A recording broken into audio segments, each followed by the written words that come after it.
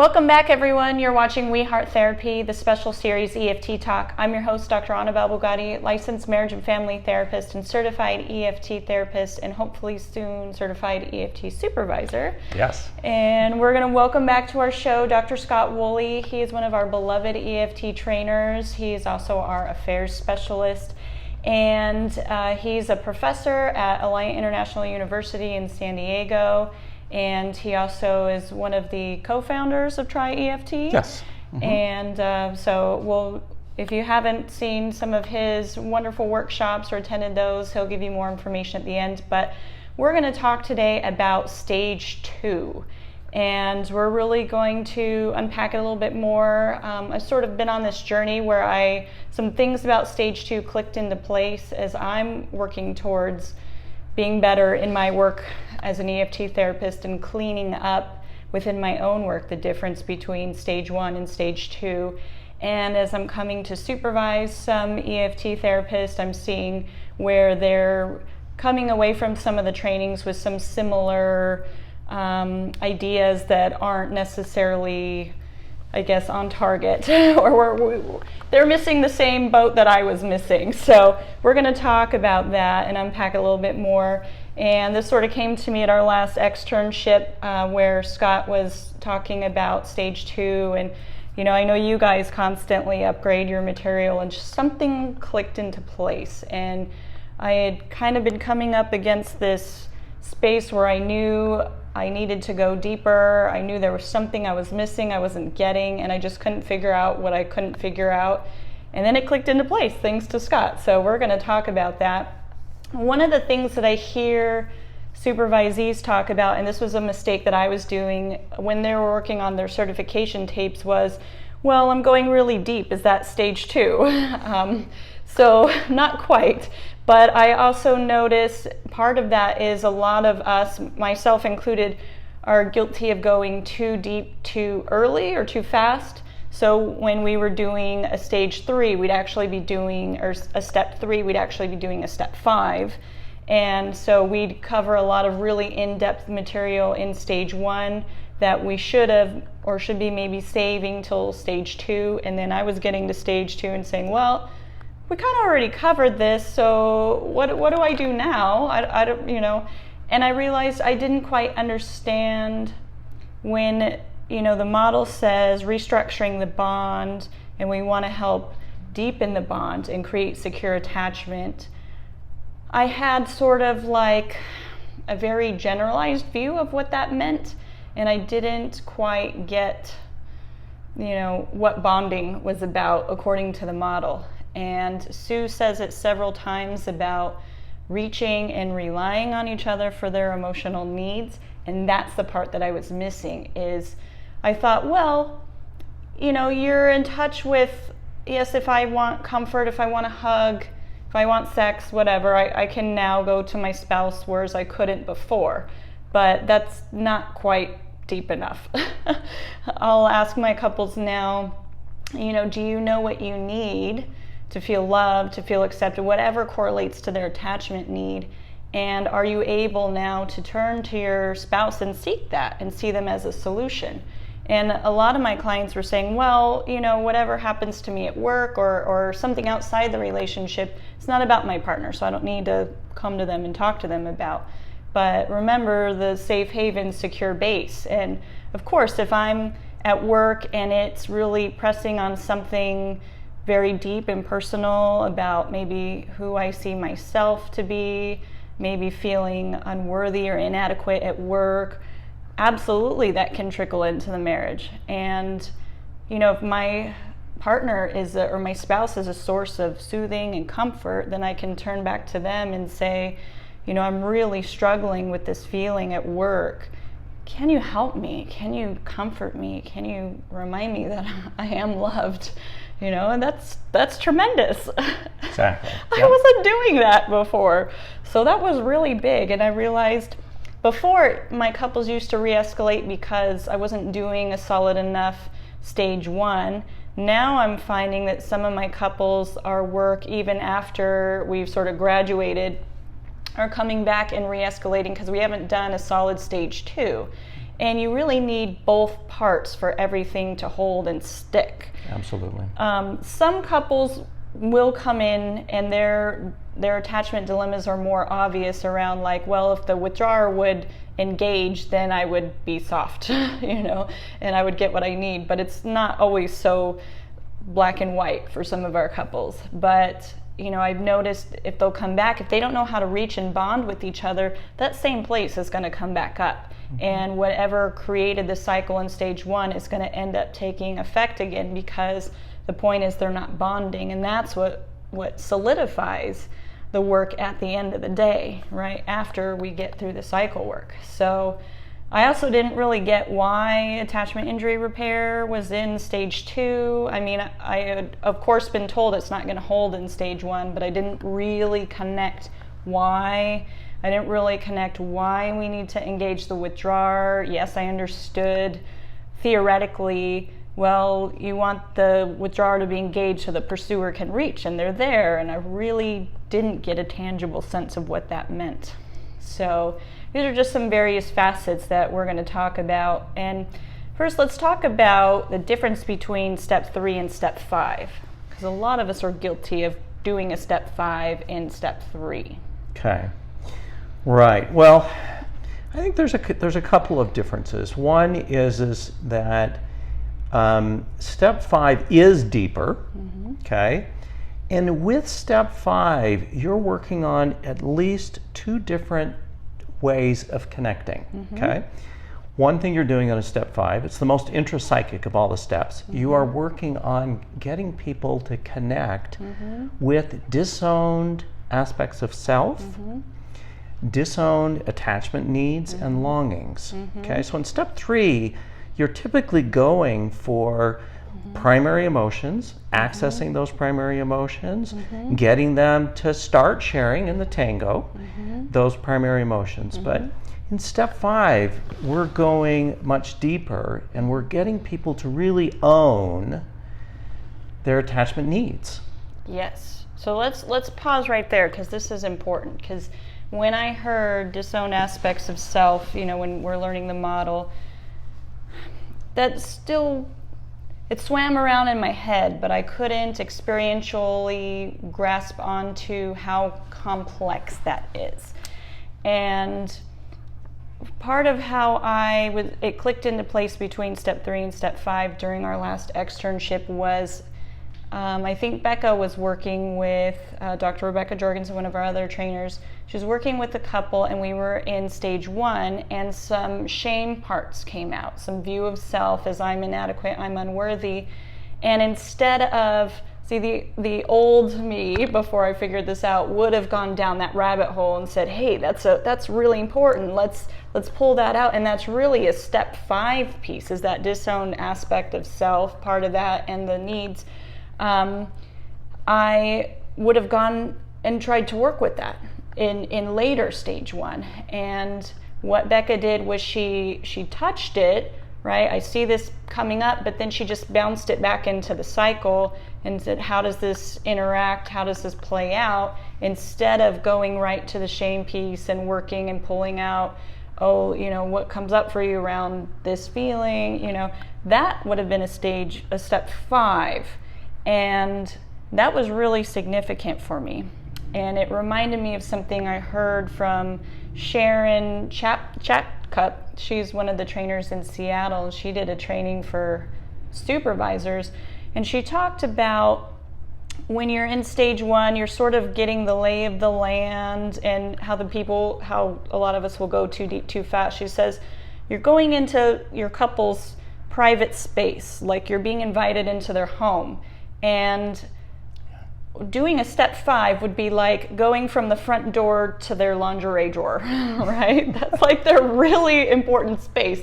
You need to get the tour of the rest of the house and have them warm up to inviting you into more of the spaces of the home before you go into the most personal and intimate part of them.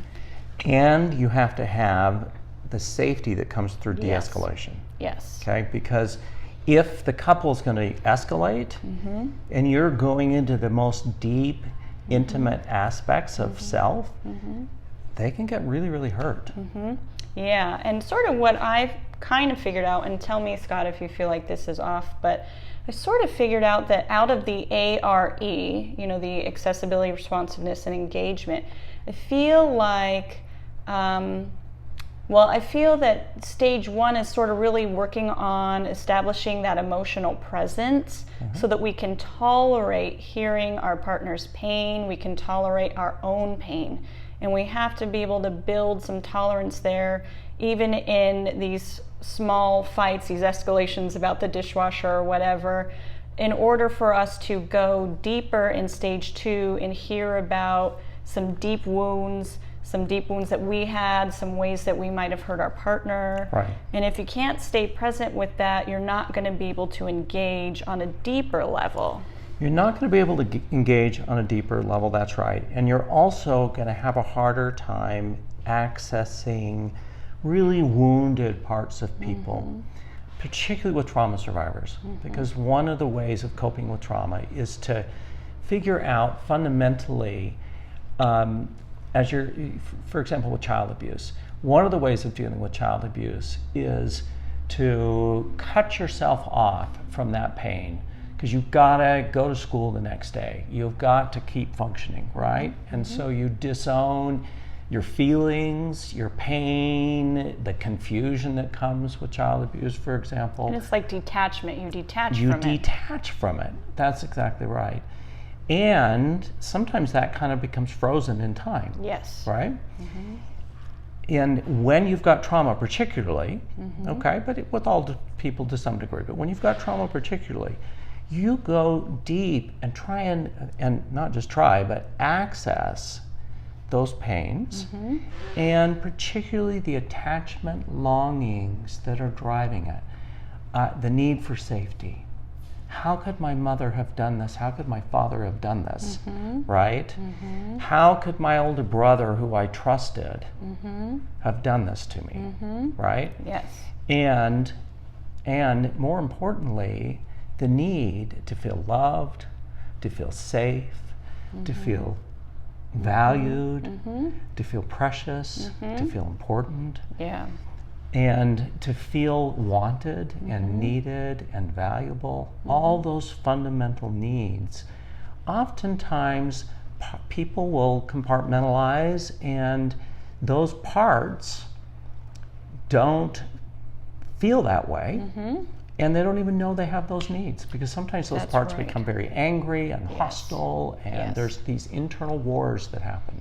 Yes. We deal with all of that in step 5, okay? Because we're going deep and we're helping. Going really deep. You said step 5 is kind of like a step 3, but kind of on steroids. Yeah. Which is so helpful, you know, and really that's the part when we are getting them to go to the underwear drawer, right? The most intimate parts of themselves that they've detached from, and you can't really get them to access that part if they can't even tolerate the emotional space at all. If they keep going away, which often activates their partner, and it gets them away from their own needs. And I like that, and I see this come up a lot with not just trauma survivors, but people that have never been brought up. I find this with like the real outdoorsy kinds of guys that were brought up as kind of the traditional masculine roles where we don't do emotions, we don't have needs. The John Wayne kind of. Yes. Right? And they believe that, I don't need to, have affection or be emotional or feel love. Like I feel love just because you're here, and so when you get them to start being able to tolerate that space, then you can really expand that window of tolerance, right? You're getting them to a place where they have some sort of tolerance. In stage 2, you're expanding that tolerance so they can go deeper with themselves. Because again, to have empathy, which is a key ingredient of being with their partner's pain, right? In order to have empathy, they have to be able to feel. Absolutely. If they're numb, so just connecting people to their own feelings, even if you're not even getting to the deeper needs. I mean, in step 3, you're getting people to access, and you're getting into some of those needs, and you're putting them into context. But in step 5, you're really getting people to be able to consistently feel and own own those feelings, own the deeper attachment related needs. Yes. Own the need, the fact that I do need you, I do need connection. Yes. With you, I am not just an island, you know, that doesn't cry on a rock that feels no pain, right? And to get to that level, there has to be a certain degree of safety, which is why it's a stage 2 process. Yes, and you know, what's really important in there, you know, I like how, you know, in step 3, I think part of what would kind of throw a wrench in the plan is just that sometimes you will get couples to engage and be more present with emotions that they were never present with. And so we can sort of mistake that as, oh, now we're going real deep, because anything away from numbness and detachment is deeper. Right. And so again, we might take that ball and run with it, and we may run too far in stage 1, and again, it can fall apart. And now this doesn't mean that folks don't have, like, they don't ever escalate in stage 2, especially when it comes to their own pain. Yes, right. when you touch that deep pain, vulnerability. oftentimes, yes, it gets scary, and people will escalate as a way of protecting themselves against those feelings. That's right. Yeah. And also sometimes the other person escalates simply because in seeing this kind of pain that's underneath, oftentimes for the other person, it's like a total I thought he didn't really care, and really deep down feelings. inside he does care, and he has needs too, or she has these needs too, etc. Right? Yeah, and that brings, thank you so much, because that circles me back to where I was going before with the, you know, in order to have empathy for our partner, remember, empathy is allowing us to sort of be a resonant chamber, right? The memory of that pain, that has had a pain like that, we allow it to echo through us to be with our partner. And if we cannot feel, we cannot resonate their pain. If we can't be with our pain, we can't be with their pain. It's just impossible. And I've found many clients, you know, in stage 2, where when we get to deeper, now that we can tolerate a little bit more, we know our reactive moves in the cycle, now we're getting to some deeper layers where we're starting to touch some really vulnerable stuff. And I find a lot of clients will escalate and go away, right? It gets very terrifying for them to recognize, I actually need you, and I'm terrified of needing you. So when that fear comes up, I move into anger, and I just try to push you away because it's so terrifying. Right. And which is one of the reasons we want to hold them in those deeper vulnerable emotions. Yes. And then we want to have them have the experience of turning them to their partner. Over to their partner and sharing them. Right, because we want them to see their partner as a solution, right? Their partner doesn't have to be the problem in order to be a solution. And I think that's part of what EFT really tries to stress for stage 2, is that, you know, yes, maybe in stage 1, in the reactive cycle, the partner may be part of reinforcing a problem, but they may not be the root cause. And now we're getting to some really deep stuff, and we want the partner to be seen as a solution. If I get triggered, something inside of me, my attachment wounds, my attachment needs get triggered outside of the relationship, I want to be able to bring it back to my partner and say, can you help me with this feeling? I'm struggling to feel loved and valuable, even though you might not have caused that, but can you help me with this feeling, right? That's the safe haven. The storm was out here, but I'm going to my safe haven, and I'm finding refuge. I'm getting comfort, and guess what that's going to do for the relationship, right? If I see you as my source for soothing and comfort, and I know I can go to you, then our relationship is going to get really strong. Right, really tight, as the younger kids would like to call it. Right.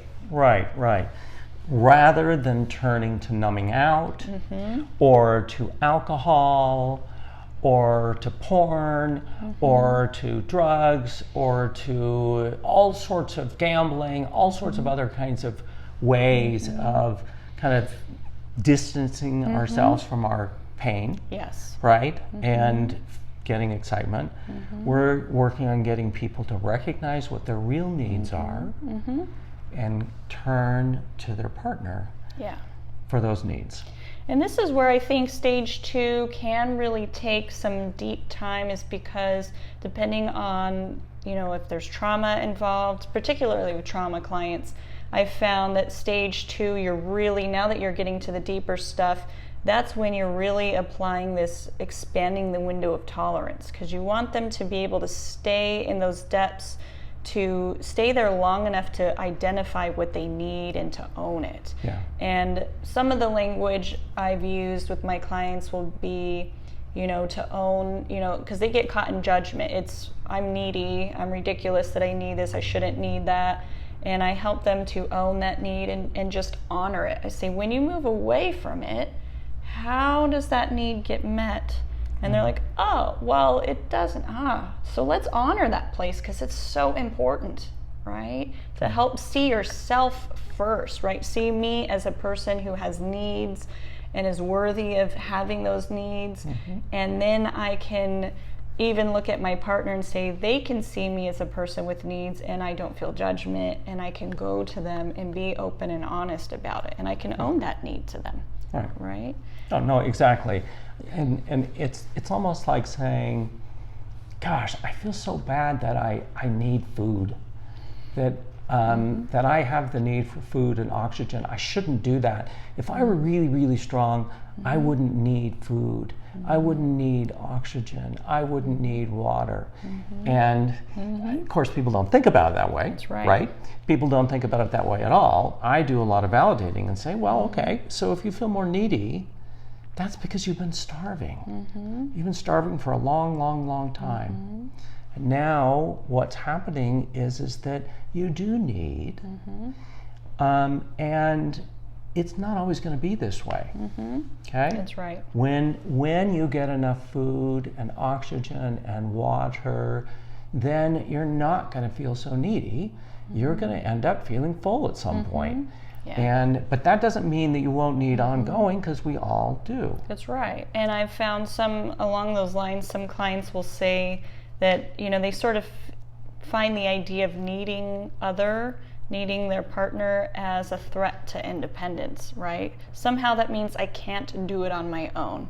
And just the opposite. I do kind of drop this little psychoed piece in every now and then, but about the impact that having, it's not that you can't do this, right? But we weren't designed to do it because of the impact, the stress, the stress hormones that get dumped into our system when we attempt to do these things on our own, and how having the presence and resource of our loved one, of that secure other, helps physiologically, neurologically lighten the stress load, right? Doesn't mean we're burdening them. Just even having their presence has scientifically, they've proven it helps people regulate those emotions. Those stress hormones don't get dumped as heavy, as hard. So even for your own health and your own sanity, it's good to have like a wingman, right? Yeah, absolutely. Absolutely. It is good to have a wingman. And it's not that we can't self-soothe,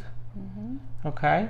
We do. Everyone needs to be able to do that. But it does require a lot more brain resources than safe relational soothing. And even with self-soothing, the most powerful forms of self-soothing involve, at least in our minds, our attachment figures. One of the most powerful ways, kind of people on the battlefield, oftentimes when they're shot, they think about their mother. They call out to their mother, okay? That's relational soothing. Or they call out to their partners, right? Yes. To their loved ones. It is in our minds, even if we can't physically go to them, the most powerful way for us soothing is to imagine a safe attachment figure. Yes. And attachment theory calls this the internal working model of self and other. So part of what increases that resiliency is that internal working model of, now that we're creating that secure base, that safe haven secure base in the relationship. Now I see my partner as a resource of comfort, of soothing. I know I can go to them. I know that I'm loved and I feel secure in that. And obviously our partner cannot be by our side 24 hours a day. So again, this is where people worry about that threat to independence. Well, I don't want to be so reliant on you that I need you all the time. And it's not about that. It's not about that at all. That's right. It's in fact, it's just the opposite. Right. Okay? Because what ends up happening, going back to the food metaphor, okay, the more, if you have a healthy diet, you can actually go longer without food, okay, than you can if you are emaciated and starving. Right. Okay? So if you have safe attachment, in times of need, like a protein diet versus a junk food diet. Exactly. In times of need, when you get separated from loved ones, you actually have more reserve. Right. Okay? And that's true on lots and lots of levels, including even when a partner dies. Okay? People, when a partner dies, if the relationship has been very close, the recovery is, and being able to, recovery is probably the wrong word, but being able to, the resiliency, to go forward and live life and cope and thrive again is much, much better when there has been a good relationship. Yes, yes. Because the person isn't fully gone. Right. Okay? And you're building them as that internal working model. So even when you're away from them, you can access that memory of, I know that I'm loved, I feel more worthy and capable as a human being. So when the dragons face me in the outside world, I don't feel as intimidated by them. I feel more capable and able in my own skin to fight these battles because I have this memory, this internal working model. And there's actually a really good movie about this. If you haven't seen it, it's called Adrift. And it's a true story about a couple that was sailing around the world, and they were in a hurricane and the husband dies. Sorry, spoiler alert. But you gotta see this. And if you know the story, the real story, you already know. So but you don't know that he's died until the end, because the whole movie she's accessing the memory of him as a secure base safe haven to get her through being adrift at sea for like some 29 or 30 days, right? Yeah. So it's really an incredible survival story. So, the closer we are to others, the more independent we can be. Right. Okay? Right. The problem for people who look very dependent, the problem is not that they're too dependent. The problem is their dependence is not effective. It's very ineffective. That's right. So they don't feel secure. That's right. Which makes it very hard for them to be independent. Right. Which makes them look needy. And this is part of the pursuer softening, I think, is, pursuers are much more vocal about I need you, but often what we find is when they have that contact, they're not soothed fully by it to where it's lasting and satiating them. And being a former anxious pursuer, surprise, I understand that feeling, right? That sense that I don't know how to trust that my repair with my partner really held, that when they say that they love me, they really do, that everything's okay. In the back of my mind, I start thinking, yeah, they're just saying that, but secretly they're still harboring these feelings or whatever. That's not secure attachment, right? And this is often what I've seen come up with my anxious pursuers. And so that's when we get to the pursuer softening is what we'll work on. In stage 2, you're working to those blocks. What blocks the path of bonding, of reaching to your partner, of accessing them as a resource for your emotional needs? What blocks you from even identifying that you have needs and reaching for those? And view of self, view of other, and so you'll get into those deep parts. Where did this part come from that said, I don't know how to trust that when you tell me everything's okay, that it really is okay, and I don't have to obsess and stew over it and cling, right? Because that clinging is about, I just don't know how to feel safe, and that's not healthy dependency. We don't want codependency. We want healthy interdependency, as Sue talks about. So that's what we're really working on, and we're helping each other to identify needs that they never knew that they had. When you, like step 5, I love, you did a beautiful job of this in one of your training videos. you know, the grumpy old man, you know, when he goes to this place, right? When you're in this place, what would you need to feel loved? Whoa. Right. What is this part that you actually hate because he acts out with an addiction? What does he really need deep down inside? Okay. A lot of times what happens, particularly with addiction, is people will split, and it's like part of them wants to use, and then a part of them doesn't. And the part that doesn't want to use hates the part that does want to use. The shame spiral. Exactly. You're the bad part of me. I need to destroy you. Okay? Well, usually that goes back to traumas in your childhood when you perceived somebody trying to destroy you. And that part of you that's using is coping with the other part of you that's saying, I need to destroy you because it needs something. Exactly. And so what are the needs of the grumpy old man? Yeah. What are the needs of the part of you that just wants to drink and satiate yourself in alcohol? Right. What are the deeper needs? The needs for love, the need to be caring, the need to feel precious, the need to feel important. A lot of times the other person hates that part. Yeah. And that's a huge problem. And what we're doing in step 5 really is we're getting people to integrate intrapsychically and create connections intrapsychically, particularly at the attachment level. And by integrate, you mean we don't want to banish these separate parts where they're split. We want them to merge and be coherent and together as one person. Which means the different parts have got to be able to see and respect the wisdom of both of them, as well as the needs, including the needs, the deeper needs of the parts that are acting out. Okay, the parts that are acting out, which the other parts usually hate, okay, because they get them in trouble. Yes. Okay, the parts that are acting out, what are the real needs?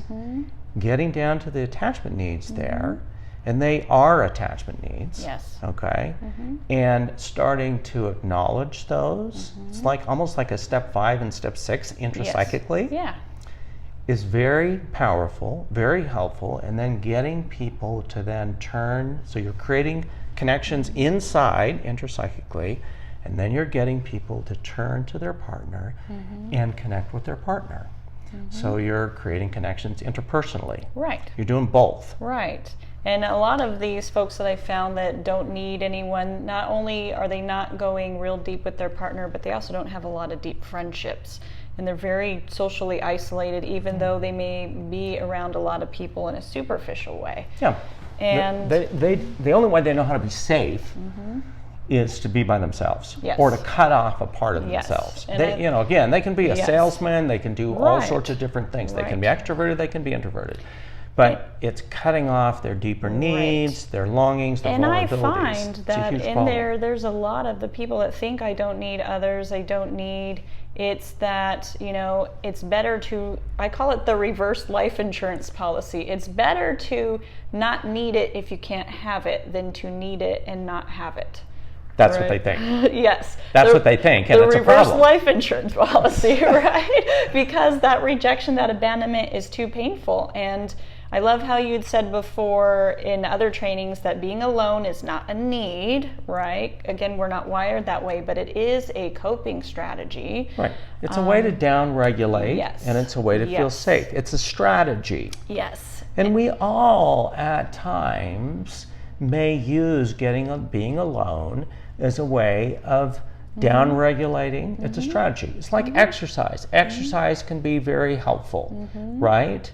But being alone, if you use it constantly as a way to avoid other, not as maybe I'm at work and I'm going to that place but I'm accessing my working model of other, that's different. And I actually have addicted couple where there's sex addiction in the picture, and the partner, the non-addicted partner, can sense when the spouse turns away, whether it's to exercise or porn, or she can feel the difference between you're turning out to self-soothe versus you're just going out to exercise or for hobby, which is really interesting. Well, because the other partner's yes, probably starting to numb out. Right. And what I find that a lot of people don't realize is that, because again, in EFT we talk about how emotion impacts behavior. Even the avoidance of emotion impacts behavior. There's something on the outside that people see that is the way that they go away from. But so I want to come back to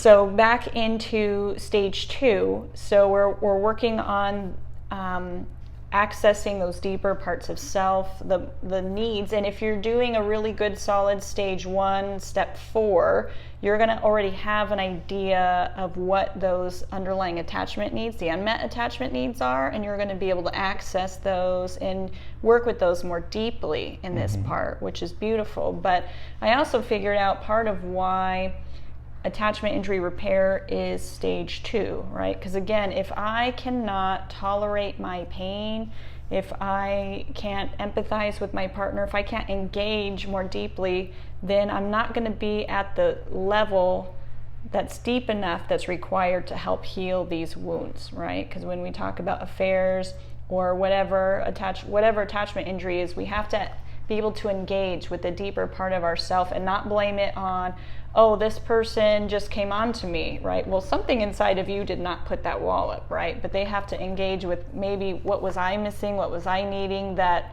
I was in that space that I didn't connect to.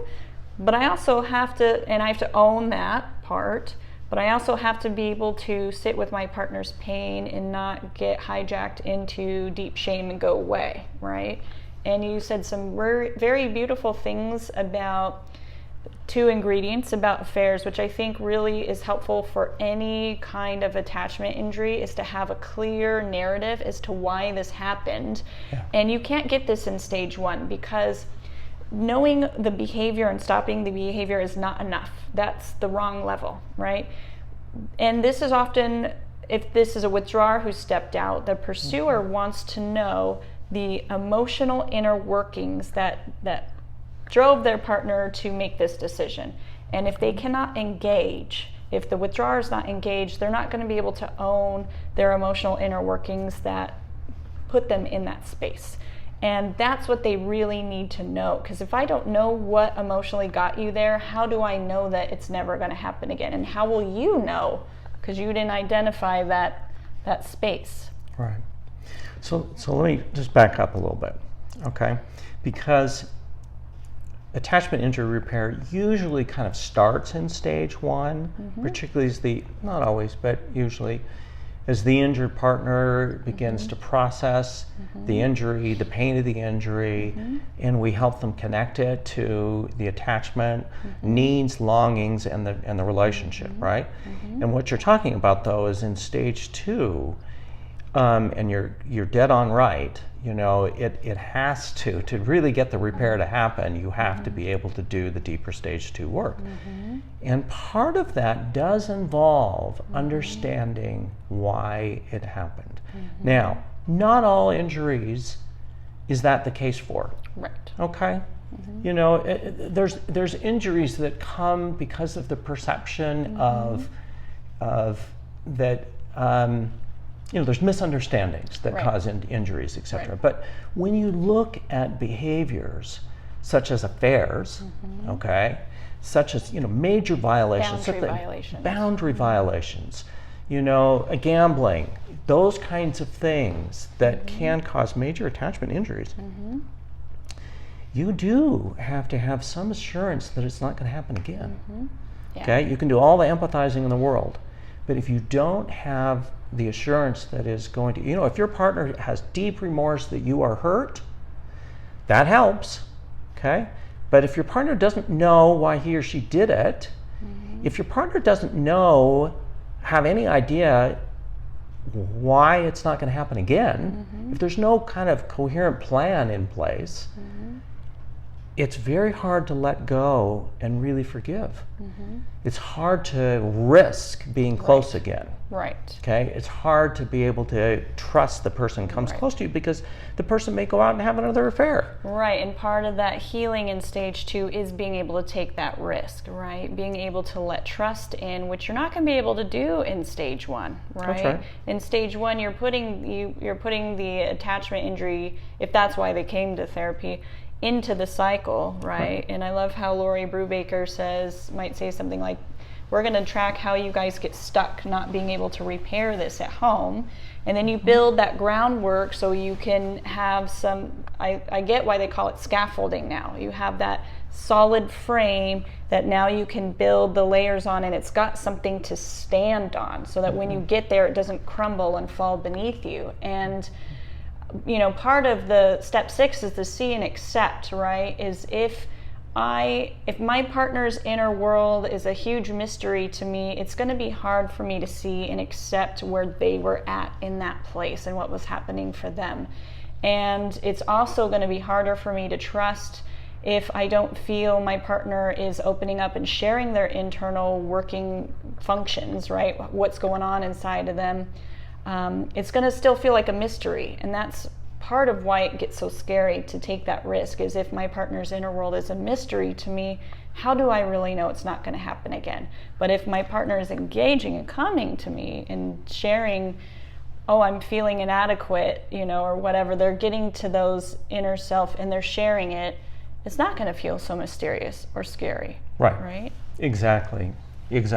And to do that, the partner who has had the affair, and this what we're talking about now, also has to have an understanding of what his or her needs are and what led them to the affair. That's right. When partners, and yes, at a fundamental level, in all affairs, the person who had the affair didn't turn to their primary partner for love and connection.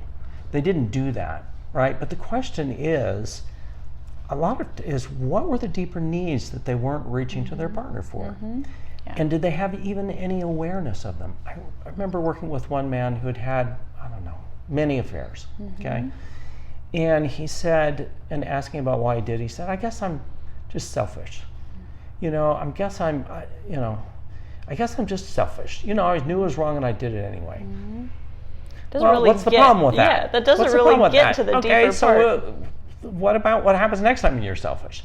It doesn't get to the deeper part, his deeper needs that he's not reaching to his wife for in this case. And I find that kind of response when they hear their partner say, oh, I was just selfish, that doesn't land on the other partner as soothing. They're like, okay, exactly what you said. So what happens I'm just next a bad time? guy. Yeah.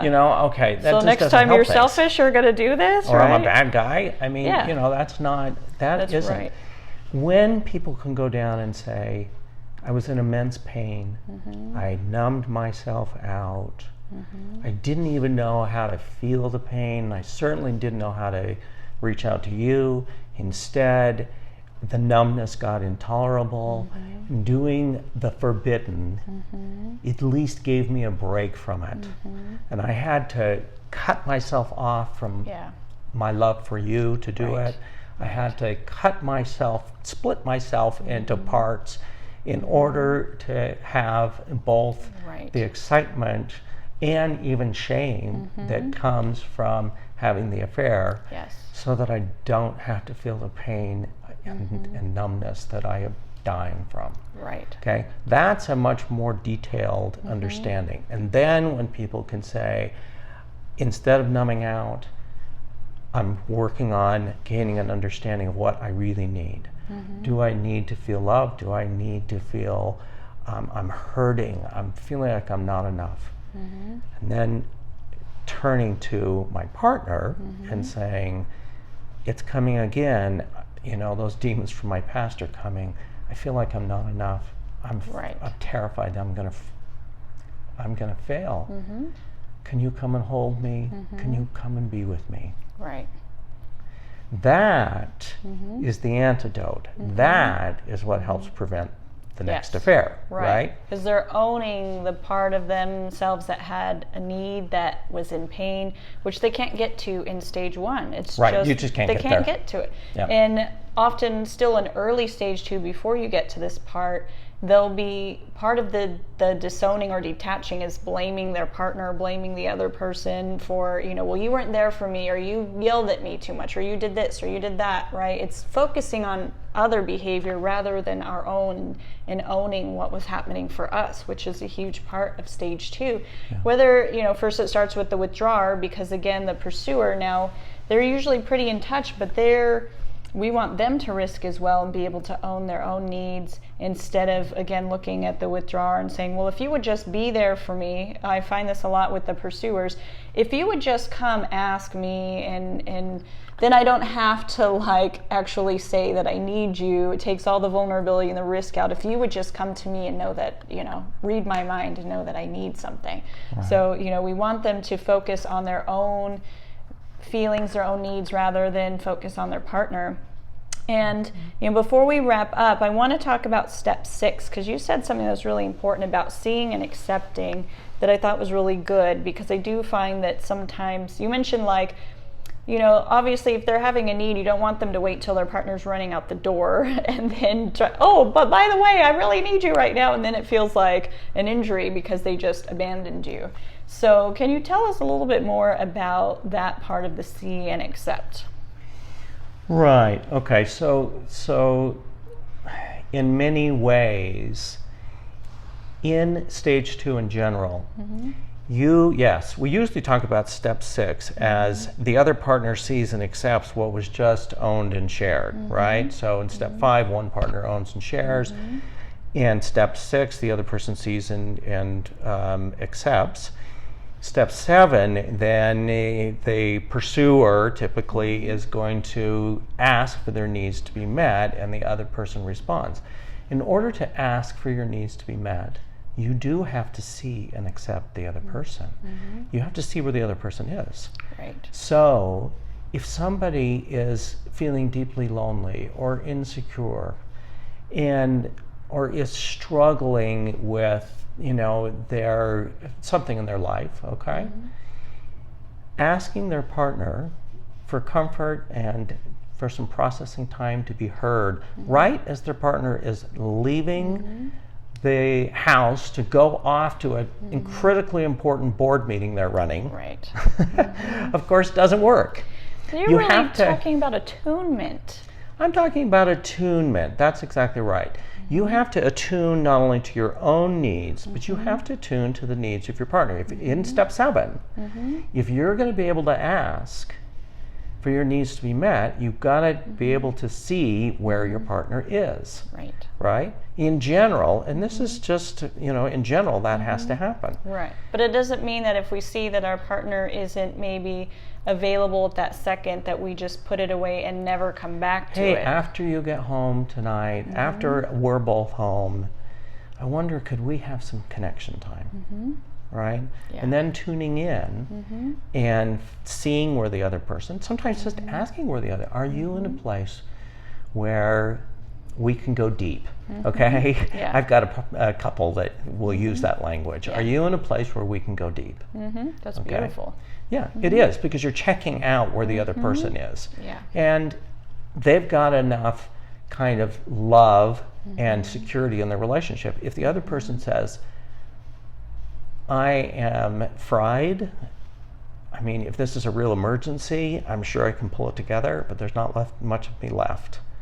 The other person doesn't get hurt, because it's like, oh, it's not an emergency, it can wait. Let's plan on tomorrow night. Okay, that's great. Let's plan on tomorrow night. That'll work. Yeah. Okay? People do that kind of thing. Okay? Now, sometimes it's just, can you give me a brief? I know you're walking out the door. Can you just give me a hug? I just need a hug and to know that you love me. Tell me you love me. And a hug and love is all that is needed, and then people are able to move on. But one of the most important things we're working for is that not only attunement, but also asking for their needs to be met. And it requires both. Right. Okay? Right. And one of the things that happens is when we're really anxious, it's hard to see the other person. Yes. Okay? Our own needs kind of get in the way. Right. And then we have a hard time seeing where the other person is. And it's easy to be intrusive, it's easy to not attune, Right. and then our asks don't work. Right. So, okay. This has been beautiful, Scott. Thank you so much. And this has been a great journey for me. You know, if you're learning EFT, some of the things that you knew before will kind of deepen and click into place in a deeper, more profound way. This is very common as you get to, you know, deeper stages of your own work as a therapist and understanding the model and integrating it. So I really just appreciate all of your guys' feedback, all the training that's out there. And so Scott, tell everyone where they can find you if they want to attend your workshops or read some of your publications. Well, they can certainly Google me. Okay, Scott R. Woolley. I use R a lot in there. Woolley, 2 O's, 2 L's. But tryeft.org is probably the best one because it lists all the workshop, most of the workshops I do. Not in foreign countries, it doesn't list all the ones that I'm doing in other parts of the world. But TRI, which stands for the Training and Research Institute for EFT, so it's trieft.org.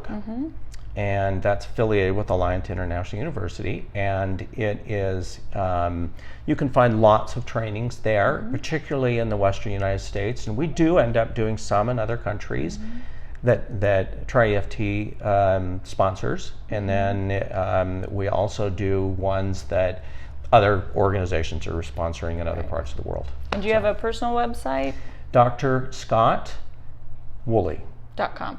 .org, probably. Well, and I'll look it up and I'll make sure that I put it in the description for this video on YouTube.